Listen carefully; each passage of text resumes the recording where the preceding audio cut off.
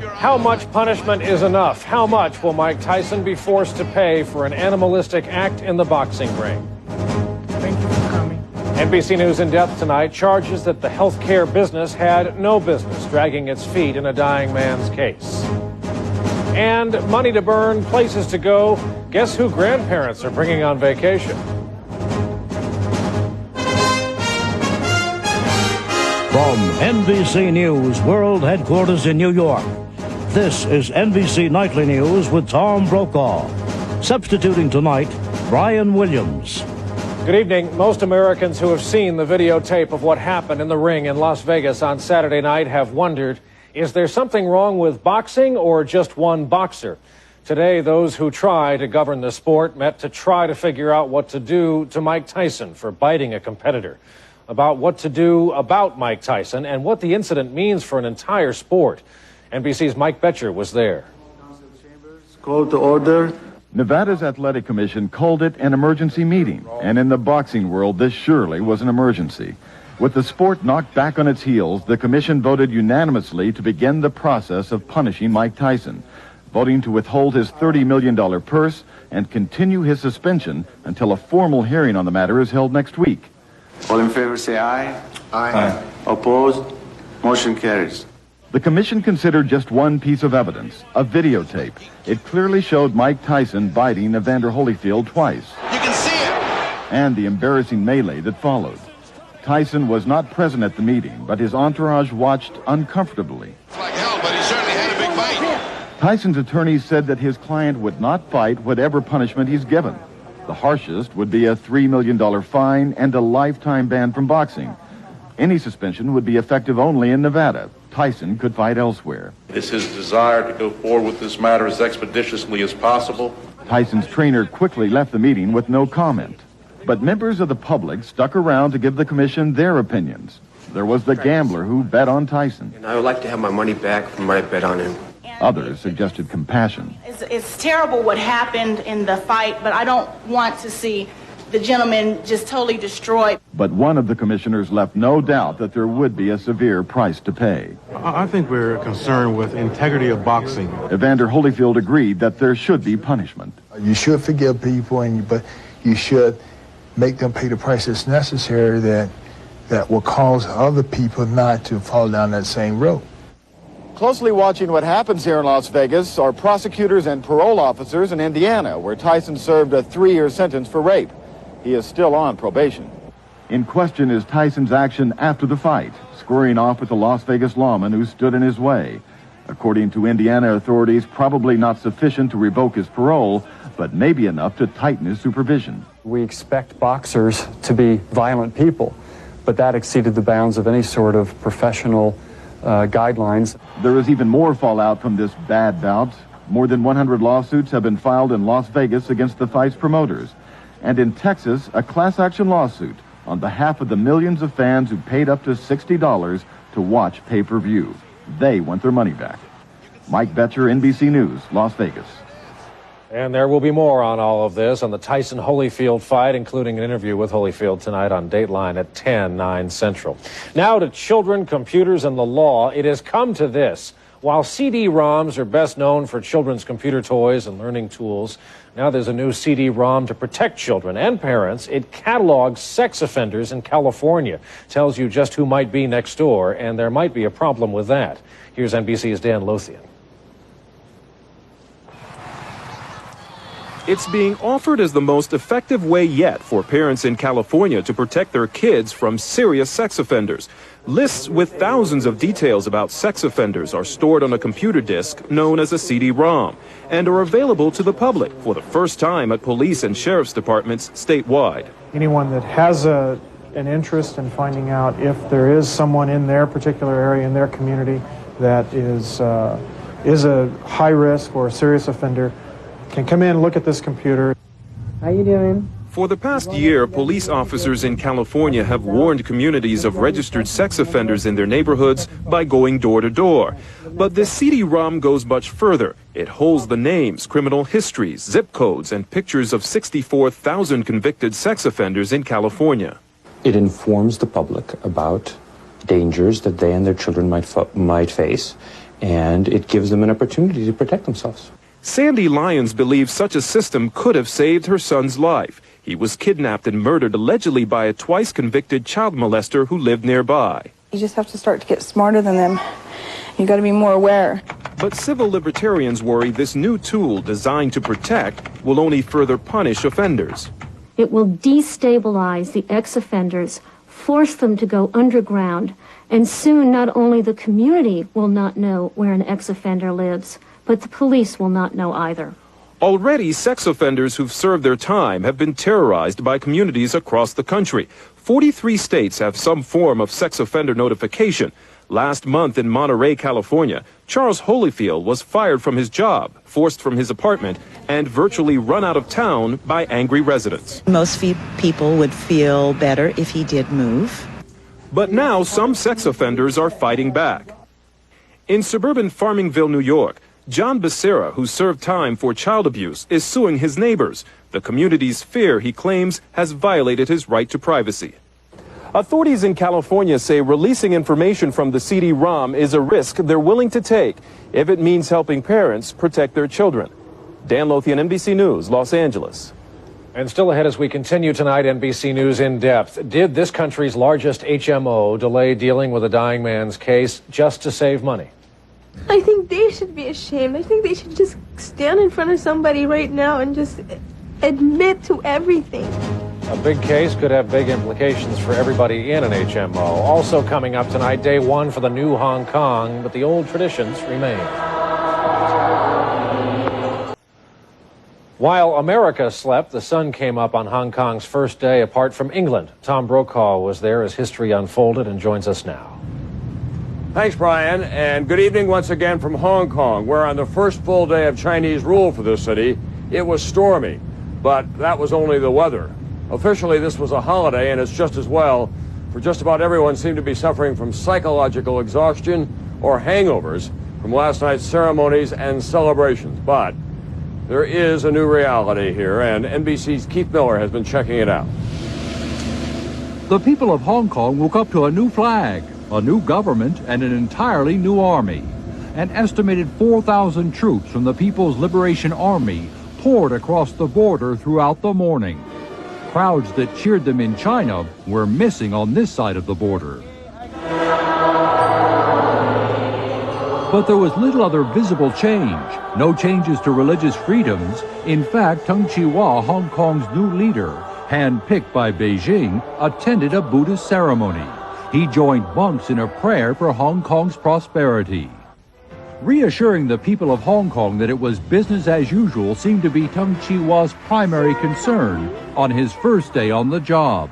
He pledged to keep the city's economy, quote, free and vibrant. But within hours of taking control, there was this change.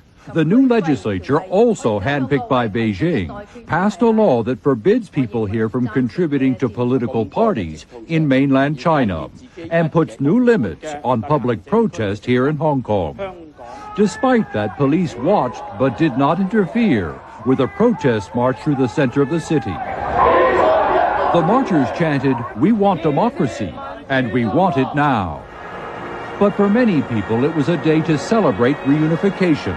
For the past 2 days, the handover ceremonies have been restricted to officials. Tonight, they turned Hong Kong over to the people, turning the harbor into the world's largest stage.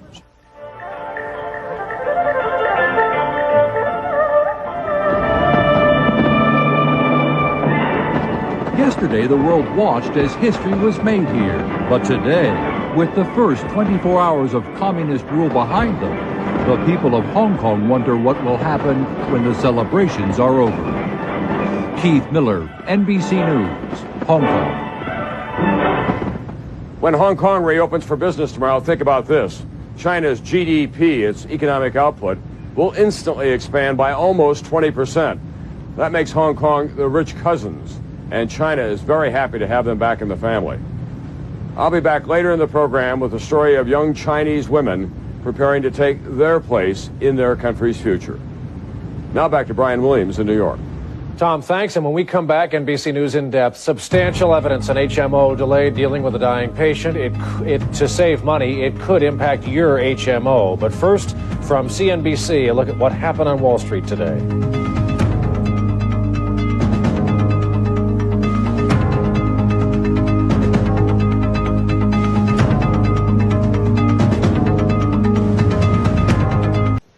NBC News in depth tonight, a big healthcare case that could have big implications for HMOs and millions of Americans. California's state Supreme Court has found substantial evidence that this country's largest HMO committed fraud, deliberately delayed dealing with the case of a man dying of lung cancer in order to save money. It had consumer groups and the entire industry of HMOs rethinking the way cases like this are handled.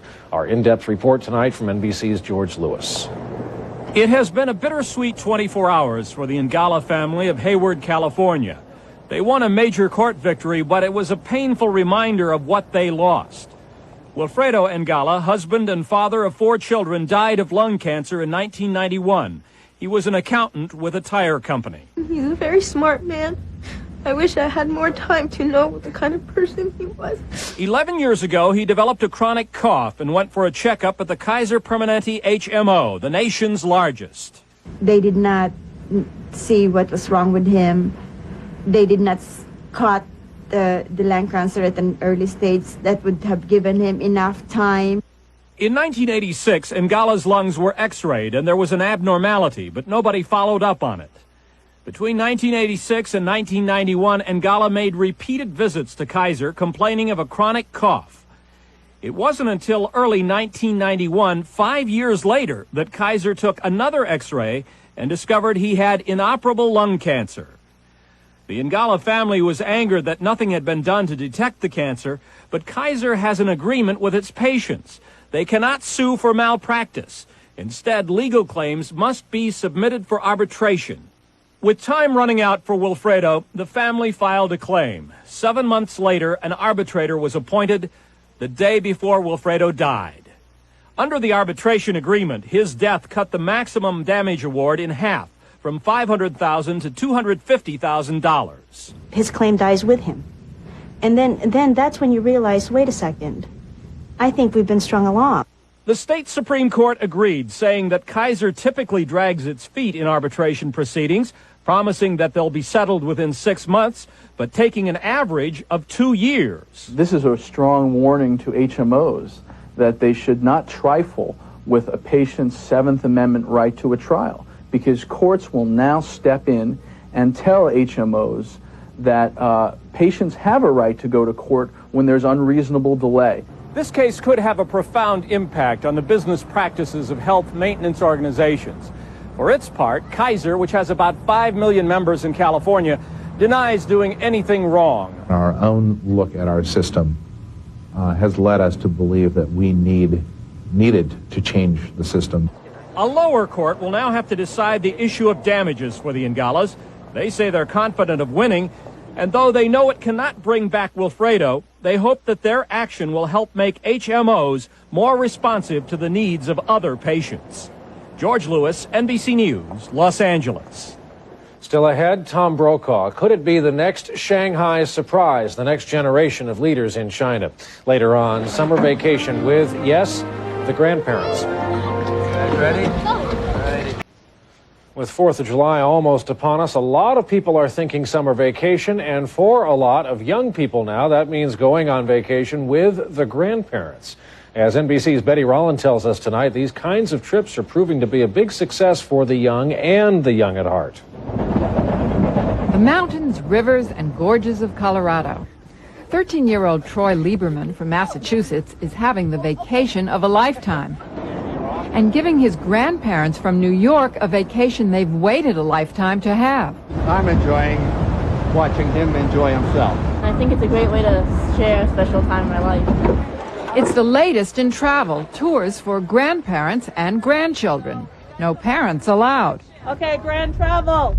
Make sure everybody's here. There are more than 50 million grandparents in the United States, half under 60, with more money to spend on leisure time than previous generations.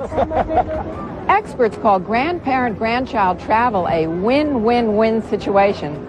Grandparents get close to grandchildren they may hardly know. Parents get a little time off. And grandchildren get a great trip without any hassles from mom and dad. A big plus for some older children. Many adolescents feel their grandparents understand them and do not criticize them in ways that their parents do. Durango and the grandparents. Troy Lieberman's parents say it's true. Right before we left, we were at the airport, and I was saying, don't mumble, don't mumble. He goes, I can't wait to get away from you, and I'll hear don't mumble for 10 days, and he won't hear it. Grandmothers. Organized tours can range in size from a dozen to 60 people and cost from about $300 per person per week to $4,000 if you wish to bond someplace exotic. You can do it yourself for less, but then you'll miss the company of folks your own age. Some say that's why the intergenerational tour concept works so well. Elder Hostel, for example. Originally a vacation and education program for seniors, some trips now include grandchildren. Shouldn't be, but... Suzanne Ginn and her 11-year-old granddaughter Amy came from Georgia to Rhode Island for a week's study of New England. I have 8 grandchildren, and it's so nice for Amy and I have a chance to be just the 2 of us. You're going to have a good time going swimming. And Amy gets to avoid a common peril of sleepaway camp. Homesickness. My friends, they go off to camp alone, and they don't have their family there, and I think it's fun to have a member of your family with you. Smile. In the end, this is not so much about travel and new sights, but about 2 generations left alone to have their very own excellent adventure. Betty Rollin, NBC News. We got word from California today. Actor Robert Mitchum has died of lung cancer. He had a career that spanned half a century. With his gruff manner, tough good looks, Mitchum was a powerful presence in more than 100 films, everything from war movies to westerns, comedies, dramas, yet he never won an Academy Award. Robert Mitchum was 79 when he died in his sleep early this morning. When we come back tonight, Tom Brokaw with more on that Shanghai surprise. But first, the Postal Service has asked for a rate hike for the price of a first-class stamp. Here is a look at what it all means by the numbers.